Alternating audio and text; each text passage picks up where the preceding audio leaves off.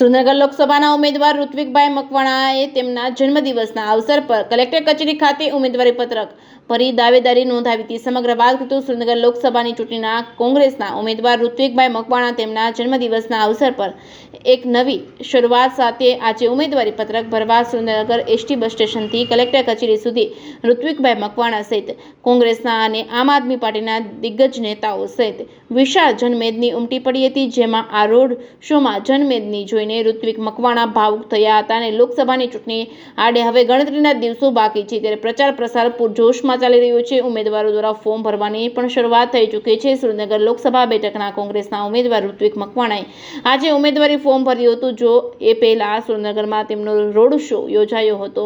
સુરેન્દ્રનગર બસ સ્ટેશનથી લઈને કલેક્ટર કચેરી સુધી આ રોડ શો યોજાયો હતો, જેમાં ધારાસભ્ય વિમલભાઈ ચુડાસમા, કોંગ્રેસના પ્રવક્તા મનીષભાઈ દોશી તેમજ પૂર્વ ધારાસભ્ય નૌશાદ સોલંકી સહિતના અન્ય નેતાઓ ઉપરાંત મોટી સંખ્યામાં કોંગ્રેસના કાર્યકર્તાઓ અને લોકો જોડાયા હતા. ઇન્ડિયા ગઠબંધન હોય આમ આદમી પાર્ટીના નેતાઓ પણ આ રોડ શોમાં જોડાયા હતા. આ રોડ શોમાં જનમેદની જોઈને ઋત્વિક મકવાણા પણ ભાવુક થઈ ગયા હતા. સુરેન્દ્રનગર લોકસભાના ઉમેદવાર ઋત્વિક મકવાણાએ જિલ્લા કલેક્ટર કચેરી ખાતે ઉમેદવારી નોંધાવી હતી.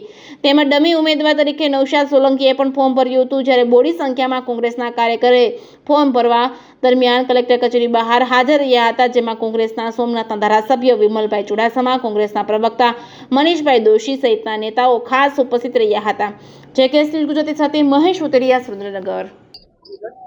આજે ઇન્ડિયા ગઠબંધન, કોંગ્રેસ પાર્ટી અને આમ આદમી પાર્ટીના વિશાળ કાર્યકરો સાથે સુરેન્દ્રનગર લોકસભાનું નોમિનેશન કર્યું છે. જે પદ્ધતિએ વિશાળ જન સમર્થન મળ્યું છે એ જોતા આ વખતની લોકસભાની સીટ સુરેન્દ્રનગરમાં ઇન્ડિયા ગઠબંધન અને કોંગ્રેસ જીતશે એવો આશાવાદ વ્યક્ત કરીએ છીએ.